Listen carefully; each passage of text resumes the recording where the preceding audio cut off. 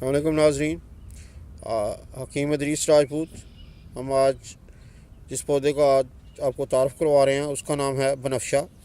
ये देखें, ये बनफशे का पौधा है। छोटा सा पौधा होता है, एक जड़ से ये साथ साथ ही उसके निकल आए हैं। ये देखें, ये उसके फूल हैं और जिस शाख के साथ फूल हैं उसमें पत्ता नहीं है। ये देखें, ये देखें, और जिसके साथ पत्ता है उसमें फूल नहीं है। ये देखें, निशानदा आमतौर पे नज़ला ज़ुकाम और खांसी के लिए इस्तेमाल किया जाता है। इसको निशानदे में भी डाल के इस्तेमाल किया जाता है। इसके पत्ते जो हैं ये खांसी के लिए स्पेशली यूज़ किए जाते हैं और इसके फूल जो हैं ये मुफर्रा भी होते हैं। इसको इंग्लिश में स्वीट वायलेट कहते हैं और उर्दू नाम जो इसका है वो बनफशा है। ये देखें, बहुत ही कारामद चीज़ है।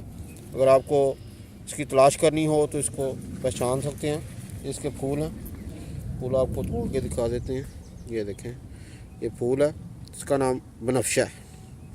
ठीक है जी, ओके। इसके साथ ही मुझे इजाज़त दीजिए। हकीम इदरीस राजपूत को खुदा हाफिज़।